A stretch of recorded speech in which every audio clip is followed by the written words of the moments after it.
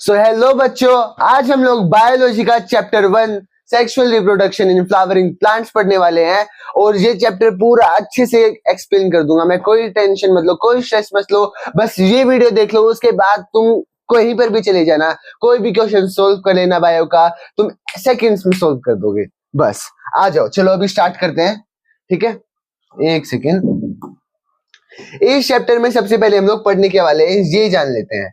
इस चैप्टर में हम लोग फ्लावर्स कैसे बनते हैं, मेगास्पोरोजेनेसिस क्या होता है, माइक्रोस्पोरोजेनेसिस क्या होता है, fertilization state, pre fertilization, post fertilization, सब कुछ डिटेल में पढ़ने वाले हैं। सिंपल सी बात है, एक प्लांट जो होता है वो बनता कैसे है, वो कैसे प्रोसेस क्या है, जो उसके गैमेट्स होते हैं वो कैसे फॉर्म करते हैं, वगैरह वगैरह हम लोग पढ़ने वाले हैं। तो चलो स्टार्टिंग से स्टार्ट करते हैं। तो सबसे पहले तो हमें एक प्लांट इमेजिन कर लेना है। सबसे पहले जैसे कि sites of creation, organ differentiation, जैसे फालतू की चीजें होती है, फ्लावर्स। तो सबसे पहले एक फ्लावर इमेजिन करो, मतलब इमेजिन क्या करना है, तुमने देखा ही हुआ है। तो समझ लो ये एक फ्लावर है। फ्लावर कहते हैं, कुछ लोग फ्लावर के भी कहते हैं, तो वही बात है। तो जैसे कि फ्लावर है, तो इस फ्लावर के अंदर हम लोग क्या करेंगे, हम ये जो फ्लावर होता है वो 4 चीजों में डिवाइड होता है। अभी बताता हूँ मैं किन किन किन किन किन चीजों में। एक सेकेंड रुको।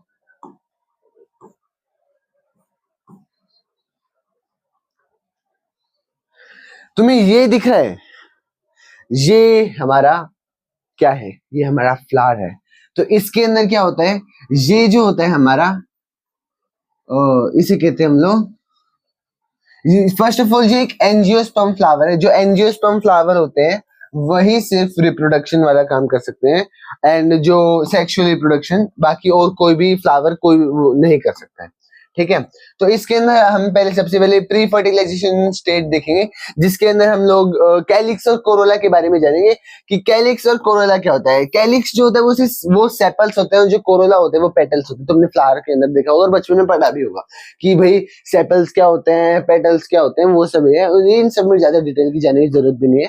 ठीक है, तो यहां से स्टार्ट करते हैं कि भाई प्री फर्टिलाइजेशन स्टेट में क्या होता है। प्री फर्टिलाइजेशन स्टेट में कि फर्टिलाइजेशन से पहले कौन कौन से इवेंट्स होंगे, क्या क्या होगा, जो हमारा मेल गैमेट है वो कैसे डेवलप करेगा, जो फीमेल गैमेट है वो कैसे डेवलप करेगा, और ये सारी चीजें, वो लोग ट्रांसफर कैसे होंगे, ये सारी चीजें हम लोग पढ़ने वाले हैं। तो सबसे पहले आ जाता है मेल एनाटॉमी के बारे में कि भाई जो मेल वाला अपना गैमेट है वो कैसे डेवलप करता है। हाँ, पहले तो ये जान लो, जो मेल गैमेट होता है प्लांट्स के अंदर उसे कहते हैं माइक्रोस्पोरेंजियम। क्या कहते हैं? माइक्रोस्पोरेंजियम। ठीक है, ये कहां प्रेजेंट होता है, जो फ्लावर होता है ना उसके अंदर एंथर नाम की एक जगह होती है, तो वो एंथर में प्रेजेंट होता है। ये ऐसा स्ट्रक्चर होता है एंथर का। ये जो नीचे वाला ये जो होता है ना, ये डंडा जैसे दिख रहा है, इसे हम लोग फिलामेंट कहते हैं। ठीक है, क्या कहते हैं? फिलामेंट कहते हैं।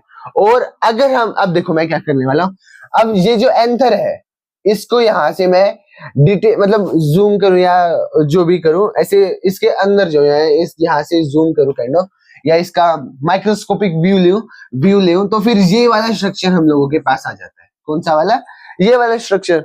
ठीक है, अब ये वाला स्ट्रक्चर जनरली एग्जाम में बनाने को आ जाता है, मेरे में तो नहीं आया था, पर पीवाईक्यूज में जनरली आ जाता है। जैसे तो सबसे बाहर वाली जो लेयर होती है ना, उसे हम लोग एपिडर्मिस कहते हैं।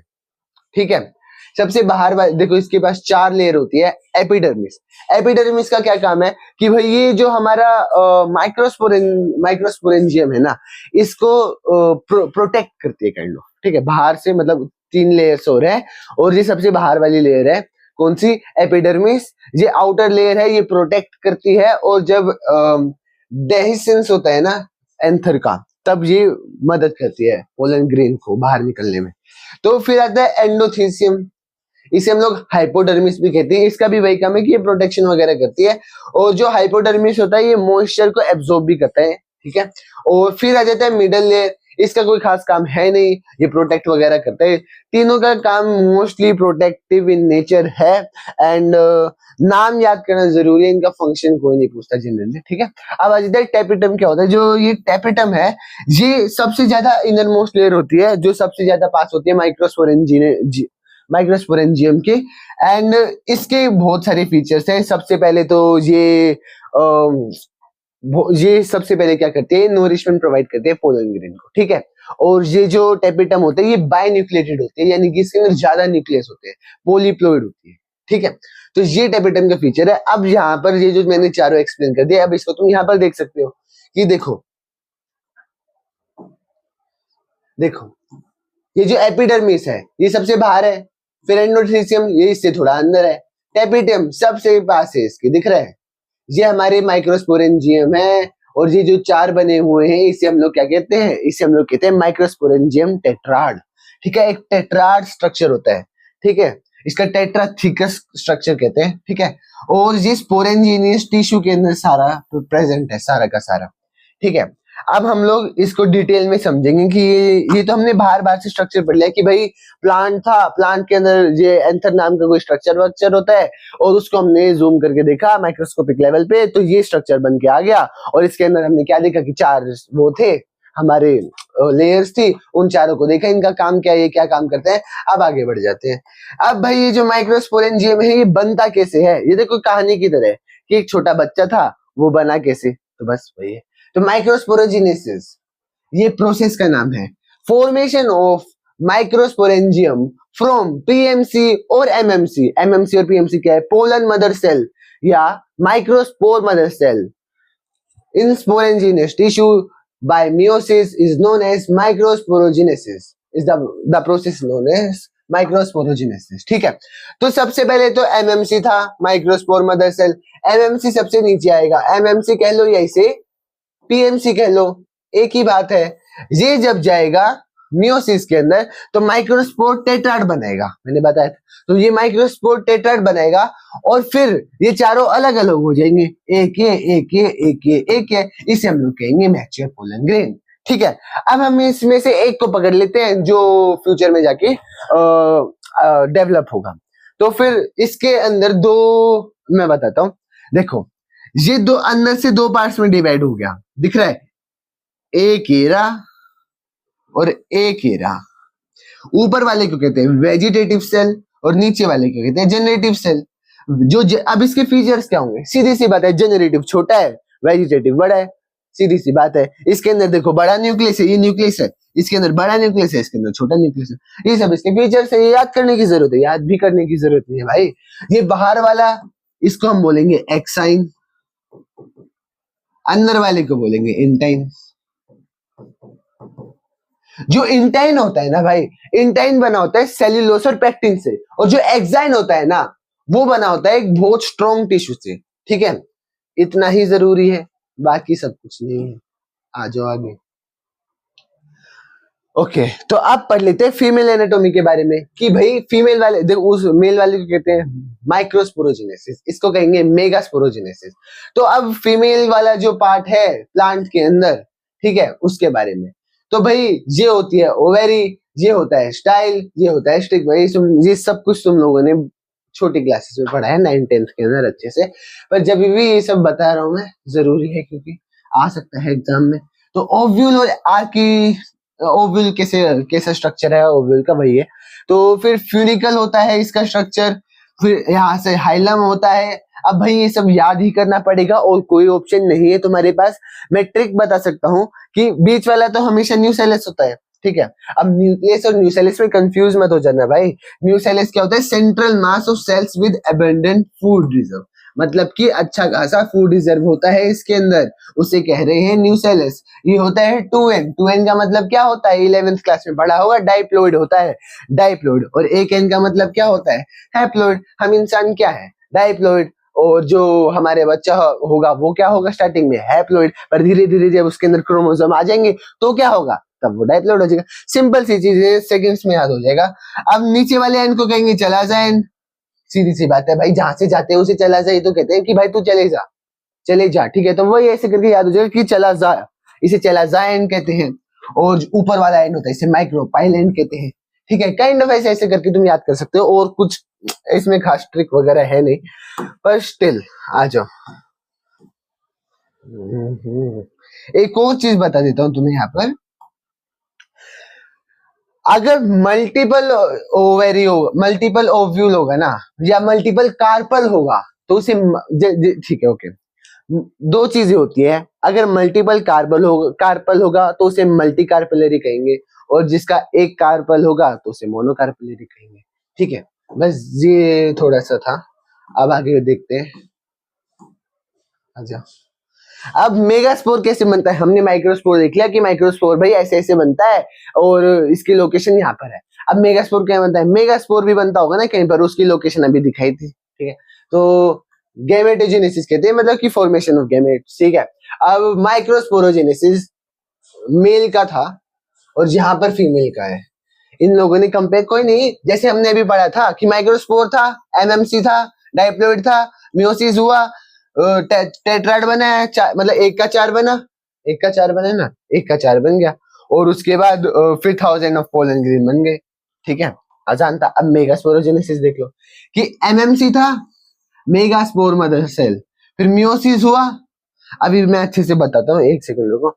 मियोसिस होने के बाद ना ये वाला स्ट्रक्चर नहीं बनेगा। मियोसिस होने के बाद ये एक जो था ना, ये एक, अब मैं यहाँ पर समझा रहा हूँ। ठीक है, ये जो एरिया है, ये जो एक था ना, ये एक था, ये दो बनेगा, और दो से चार बनेगा, और चार से आठ बनेगा। एट न्यूक्लिएटेड स्ट्रक्चर बन जाएगा इसका। ठीक है, ये आगे है, अभी दिखाता हूं। 8 न्यूक्लिएटेड स्ट्रक्चर, ये वाला स्ट्रक्चर बन जाएगा। ठीक है, ये वाला स्ट्रक्चर, और 8 न्यूक्लियर स्टेज कहते हैं इसको। इसके अंदर 7 सेल होता है ये। तो ये जो ऊपर वाला एंड है ये चलाजा एंड में बनता है, और नीचे वाला माइक्रोपाइलर एंड के अंदर बनता है। या ये जो है, जिसे फिलीफॉर्म अपैरेटस कहते हैं, ये जो है ये ऐसे ऐसे झाड़ी जैसे, ये फिलीफॉर्म अपैरेटस, और ये वाले ये झाड़ी जैसे से, ये भी फिलीफॉर्म अपैरेटस। अब यहाँ पर रखा है एक एक्सेल, इन्हें कहते हैं सिनर्जिड्स, इन्हें कहते हैं एंटीपोडल। क्या कहते हैं इन्हें? इन्हें कहते हैं एंटीपोडल। ठीक है, और बीच में दो पोलर न्यूक्लियाई होता है।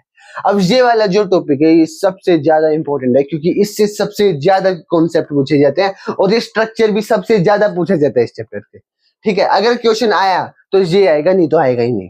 ठीक है, तो इतना ज्यादा इंपॉर्टेंट है। तो नीचे वाले क्या हो गए? सिनर्जिड्स। ऊपर वाले क्या हो गए? एंटीपोडल। एंटीपोडल कितने हैं? 3 है। कितने हैं? 3 है। और सिनर्जिड्स कितने हैं? 2। क्यों? क्योंकि बीच में एग आ गया ना, बीच में एग सेल आ गया, नीचे 2 एंटीपोडल आ गए, एंटीपोडल के ऊपर फिलीफॉर्म अपैरेटस नाम की एक चीज आ गई। फिलीफॉर्म अपैरेटस क्या है? फिलीफॉर्म अपैरेटस का काम ये है कि ये जब हमारा मेल वाला मेगास्पोरोजेनेसिस आएगा ना, यहाँ पर पोलन ग्रेन बन के यहाँ पर आएगा। ठीक है, तब ये जो मैं दिखाता हूँ, एक सेकेंड, यहां से आएगा। देखो यहाँ पर ट्रांसफर होके, देखो मैं दिखाता हूँ। प्लांट होता है ना, वो बहुत बड़ा होता है। ठीक है, ऐसा बड़ा सा प्लांट सा होता है। तो यहाँ कहीं समझ लो अपना एंथर था। ठीक है, यहां से निकल के एंथर से यहाँ पर ये पोलन ग्रेन बना, और यहाँ पर हवा आई या पानी आया, कुछ भी आया, और ये चला गया यहाँ पर। ठीक है, कहाँ चला गया? ये जो मेगास्पोर था ये यहाँ पर आके चिपक गया, यहाँ पर आके चिपक गया, और अब ये यहाँ पर अटक गया। भाई अब मैं कहाँ जाऊं? तो वो जो फिलीफॉर्म अपैरेटस था ना, उसका काम यही है कि वो केमिकल रिलीज करता है, और केमिकल रिलीज करके इसको डायरेक्शन देता है कि भाई तू इस तरफ आ जा। बाहर क्या कर रहा है? बाहर खड़ा होके इंतजार किसका कर रहा है? अंदर इंतजार हो रहा है तेरा। तो वो बोलता है ठीक है अभी आया। तो ऐसा सीन है इसका, ये याद कर लेना, ये सच में बहुत इंपॉर्टेंट है। अब आ जाते हैं पोलिनेशन। अब दोनों तो बन चुके हैं। सोचो, माइक्रोस्पोर मदर सेल से पोलन ग्रेन बन चुका है, मेगास्पोर मदर सेल से हमारा ओव्यूल बन चुका है, एग बन चुका है। तो अब ट्रांसफर कैसे होगा?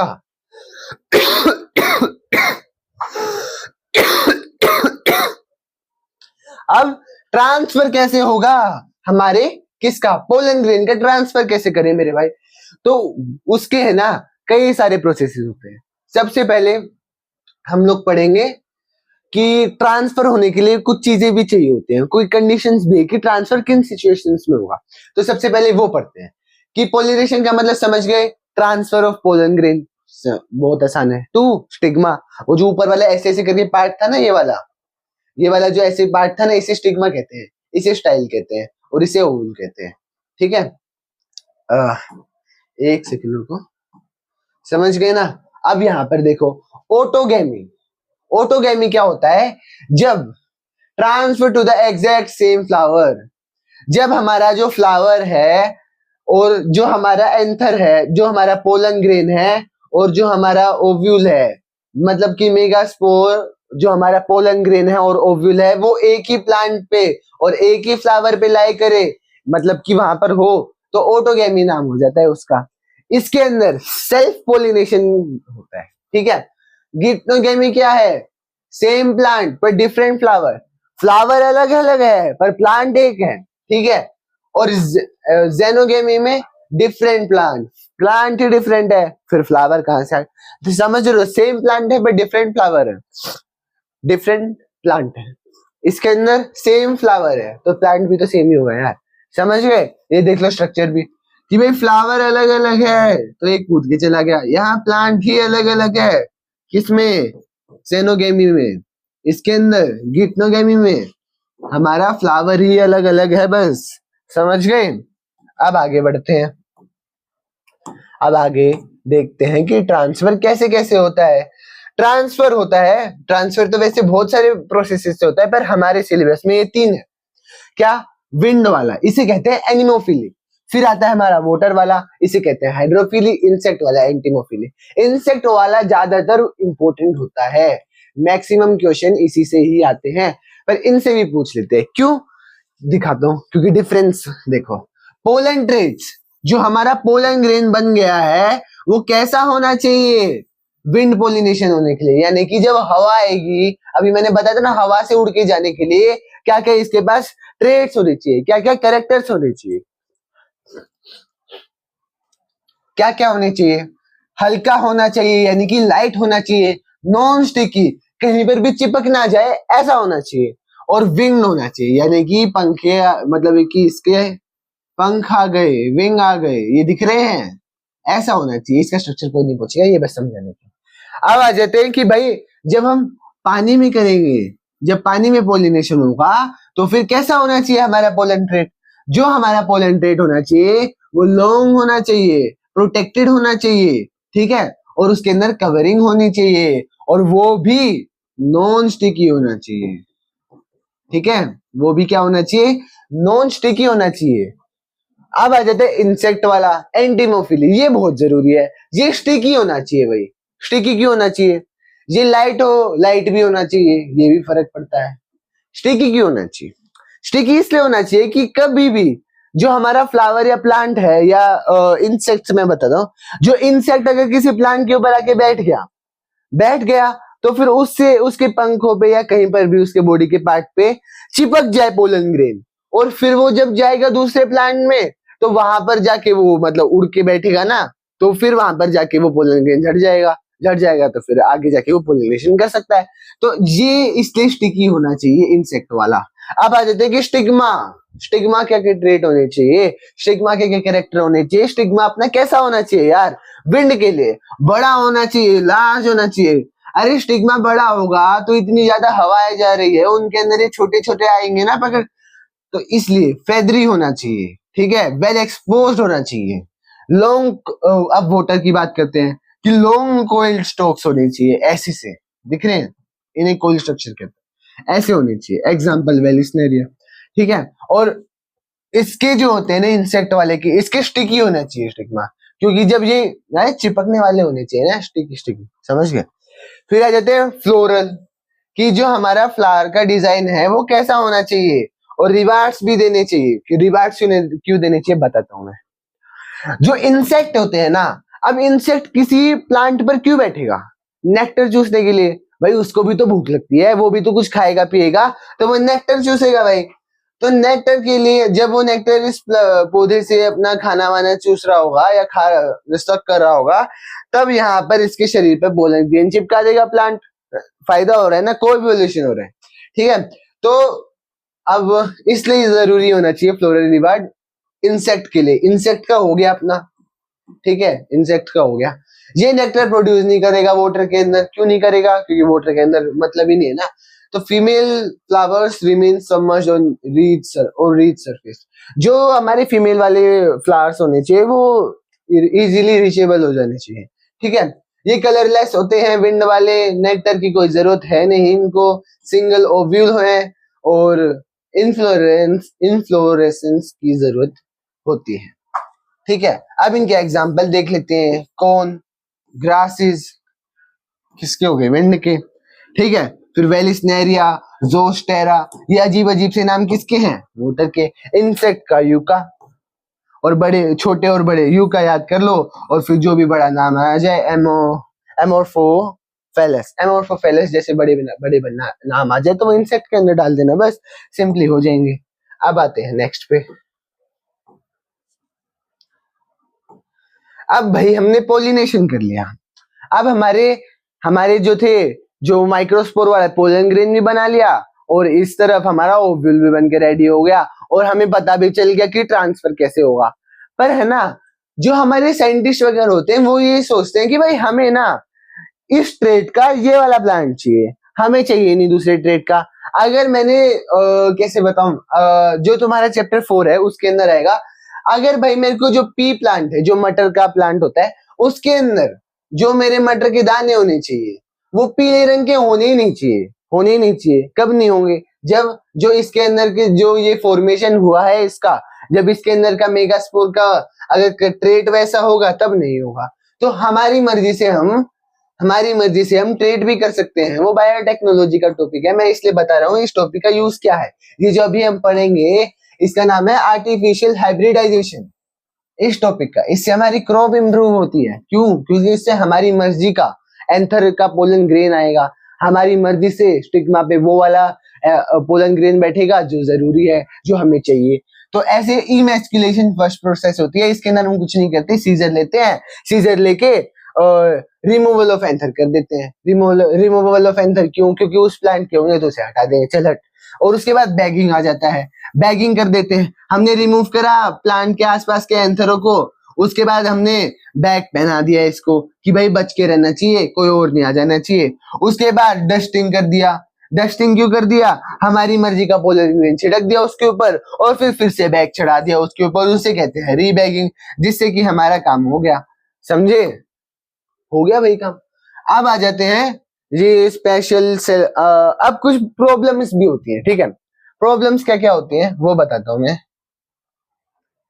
अरे क्या हो गया, हाँ, एसिंक्रोमी, ठीक है। इसके अंदर क्या होता है, जो पोलन रिलीज होता है ना और स्टिग्मा रिसेप्टिविटी है आर नॉट सिंक्रोनाइज्ड। इसका मतलब क्या हुआ, नहीं आया ना समझ में, इसका मतलब ये है जो पोलन ग्रेन अपना डेवलप हुआ है ना और जो अपना स्टिग्मा डेवलप हुआ है, वो दोनों अलग अलग टाइम पे डेवलप होने चाहिए या नहीं होने चाहिए, वो डिपेंड करता है, ठीक है। वो एक टाइम में डेवलप नहीं हुए, simple. Special barrier, stigma and anther placed in different position, अगर वो डिफरेंट पोजीशन पे है तो ऑटोगैमी कैसे होगी। सेल्फ इनको incompatibility, genetic mechanism preventing self pollen germination. Self incompatibility का मतलब है कि जो पोलन ग्रेन है ना, जो स्टिग्मा है ना, वो पोलन ग्रेन को एक्सेप्ट नहीं करे उस वाले प्लांट के, तो उसे कहते हैं सेल्फ इनकम्पेटिबिलिटी। फिर आ जाते हैं यूनिसेक्सुअल फ्लावर्स। यूनिसेक्सुअल फ्लावर्स क्या होता है, प्रिवेंट्स ऑटोगैमी, ये जो होते हैं ये ऑटोगैमी को प्रिवेंट करते हैं, ठीक है, समझ गए। अब आ जाते हैं आगे, आ जाओ आगे। अब ये वो वाला स्ट्रक्चर आ गया जो मैंने तुम्हें बताया था, ठीक है। ये आ गए पोलन ग्रेन अपने स्टिग्मा पे, ले भाई आ गए, ये रे भाई, ये रे भाई।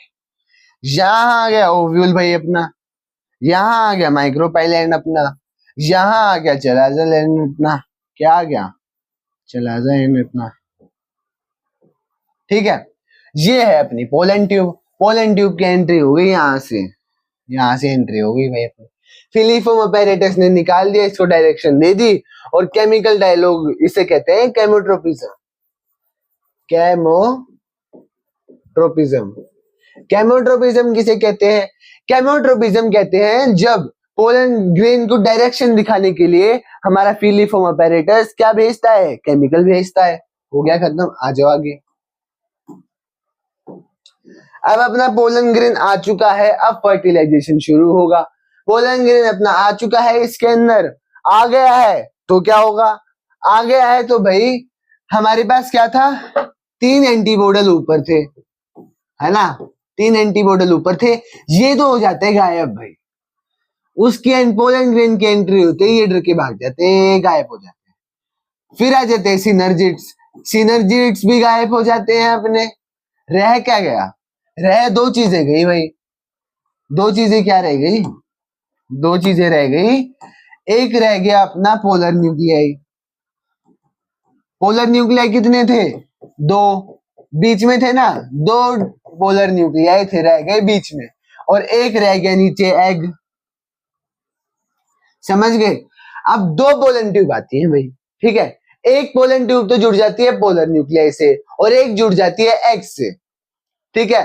अब ये जो हमारा स्पर्म आया है यानी कि मेल गैमेटोफाइट, ये जुड़ जाता है एग से, ये बन जाता है जाइगोट और आगे जाके एम्ब्रायो में डेवलप हो जाता है।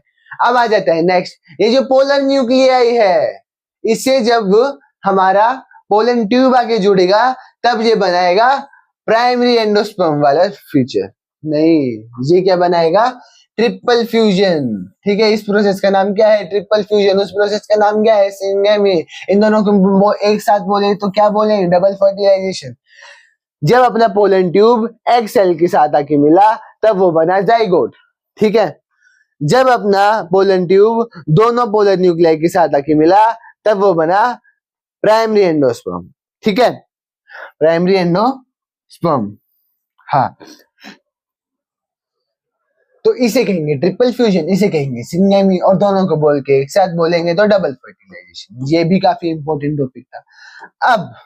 अब पढ़ेंगे एंडोस्पर्म के बारे में, ठीक है। प्राइमरी एंडोस्पर्म न्यूक्लियस, इसके अंदर क्या है कि भाई ये दो टाइप का होता है, एक तो फ्री वाला, एक सेलुलर वाला।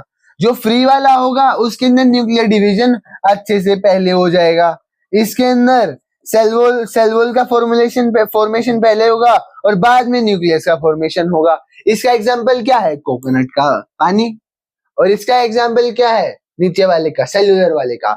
जो कोकोनट जो होता है ना, उसके बाहर की वॉल को कहते हैं कर्नल, व्हाइट कर्नल, ठीक है, तो उसे कहते हैं।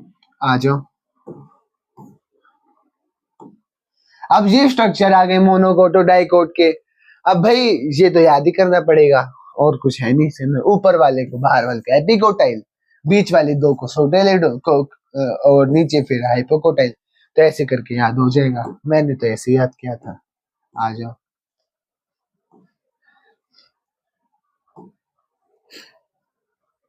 अब आ जाते हैं एंडोस्पर्म के अंदर। एंडोस्पर्म दो टाइप के होते हैं, एक नॉन एल्ब्यूमिनियस और एक एल्ब्यूमिनियस।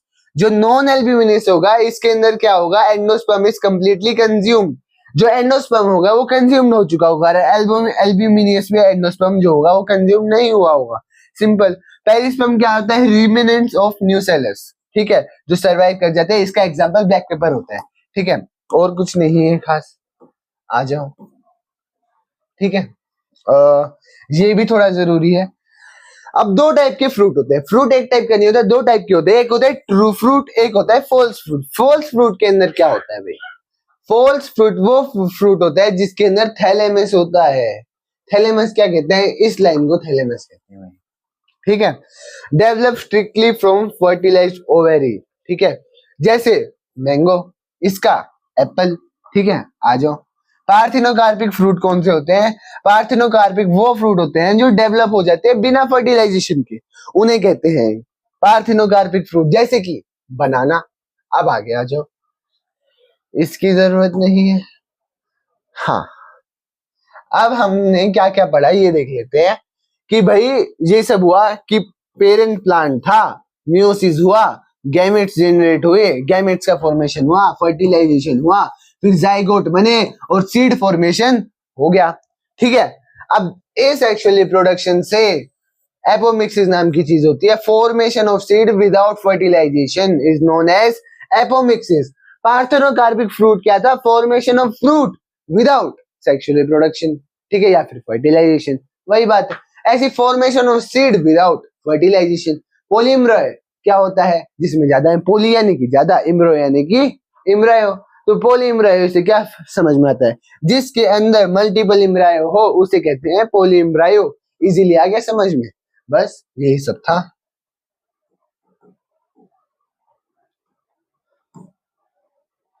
तो अब बस लास्ट रह चुका है कि भाई ये जो साइकिल होती है ये हमेशा रिपीट होती रहती है। ये जो साइकिल है ये हमेशा रिपीट होती रहती है मेरे भाई। और ये चैप्टर बहुत इंपॉर्टेंट है तुम्हारे सिलेबस के हिसाब से। एंड ये वीडियो फिलहाल इतनी ही। एंड चैप्टर आपका पूरा कंप्लीट हो चुका है। कुछ सब कुछ मैंने एक्सप्लेन कर दिया है। इसके बाद आपको कुछ भी देखने की जरूरत नहीं है। Everything is enough. Okay, thank you and have a nice day.